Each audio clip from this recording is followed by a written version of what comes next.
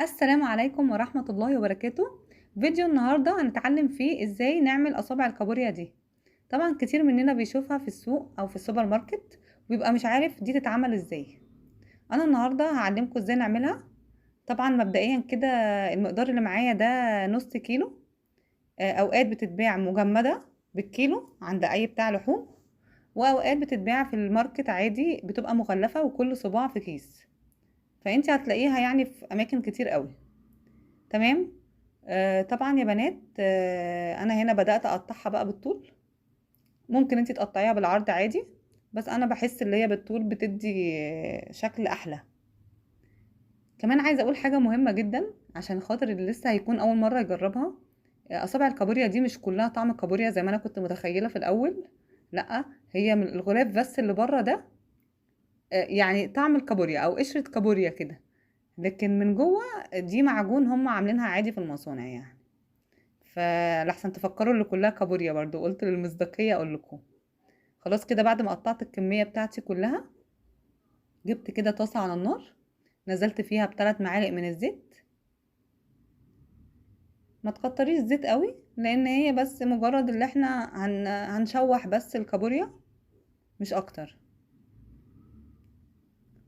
طبعا انا هنا كنت حريصة ان انا ابقى موطية النار شوية او مخليها وسط، عشان بس ما تحرقش مني او تتلسع. لكن انا عايزه اديها بس اللون اللي هو الاصفر شويه كده، ادبلها معايا يعني اشوحها بس. طبعا مش عايزه اقول لكم بجد الاكله دي هتعجبكم قوي وطعمها في الاخر تحفه يعني. جربوها كده ومش هتندموا ان شاء الله.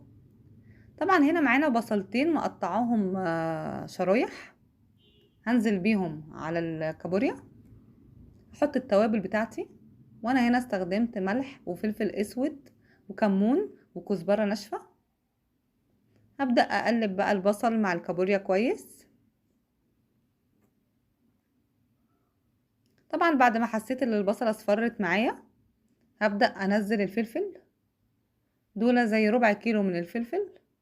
طبعا انا هنا استخدمت الفلفل البارد، هو حتى تخين شوية لان هو كوبي، لان انا الولاد عندي بخاف ان انا احط لهم اي فلفل تاني يكون حراق. فانت براحتك برضو، لو عايزة تعمليه بالفلفل الحار عادي جدا هيطلع تحفة برضو، لو ما فيش اولاد يعني صغيرين. هنا بدأت انزل 3 طماطميات، قطعتهم قطع صغيرة، نزلتهم معايا على الخليط بتاعي او على الكابوريا بتاعتي. بصوا كده الشكل يعني كأنك بتعمليها شاورما. مش عايزة اقول لكم يعني الريحة طالعة عاملة ازاي، بجد رهيبة. طبعا هنفضل نقلب فيها شوية لحد ما المكونات هتدبل معانا. مش محتاجين ننزل اي مية خالص، هي الخضروات هتنزل ميتها وهتستوي مع بعض. وكده خلاص تقريبا الكابوريا بقت جاهزة معايا. مش عايزة اقول لكم يا جماعة الطعم واللون والشكل والريحة تحفة. جربوها وان شاء الله تدعولي.